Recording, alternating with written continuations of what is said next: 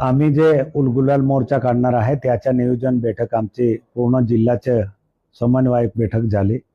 त्याच्यात पद्माकर वडवी साहेब होते आणि त्याबरोबर आमच्या प्रत्येक संघटनाचे पदाधिकारी सुद्धा तोडुदा इथे बैठक झाली आणि त्या बैठकमध्ये असं ठरलं आहे का जे आदिवासींवर अन्याय करण्यासारखा एक तो जीआर आहे तो जीआर काढून आम्ही आरक्षण घेऊ असं जे सांगता धनगर आणि बंजारा समाज।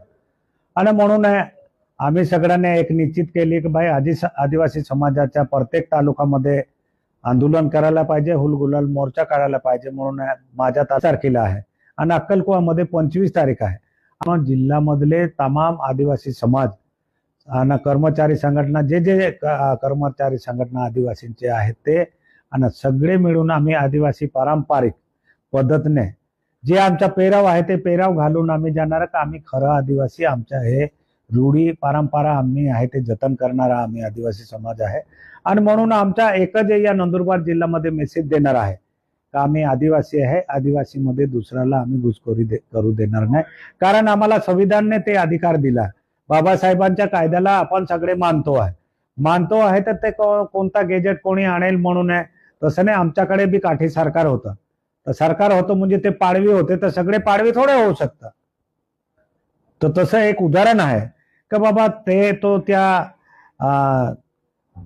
तिथे तो गेजेटमध्ये जे असेल पण तुम्ही त्याला सांगणार पूर्ण महाराष्ट्रामध्ये आम्ही आदिवासी आहेत, आदिवासी बोलण्याने होत नाही। आदिवासीसाठी आदिवासीमध्ये आपण जन्म घेतला तर तुम्ही आदिवासी आहे। आदिवासी जर राहिले तर आम्हाला कोणाला विरोध करायची काय गरजच नाही ना। आम्ही तर नाही दुसऱ्याकडे आरक्षण मागतो। ओबीसी समाजाला 22% देतात, आम्ही मागितलं का कधी का आम्हाला 22% आरक्षण द्या? मराठा समाज आरक्षण मागतो, आम्ही कधी सांगितलं की बाबा यांना नाही द्यायचं? आम्हाला कोणालाही विरोध नाही।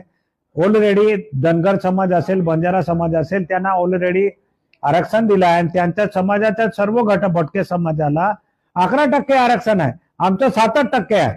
11 सोडून 7% मध्ये कशाला येत आहे हे आम्हाला समजत नाही। 100% आदिवासी समाज नंदुरबार जिल्ह्यामध्ये हुलगुलाल मोर्चा काढणार आहे।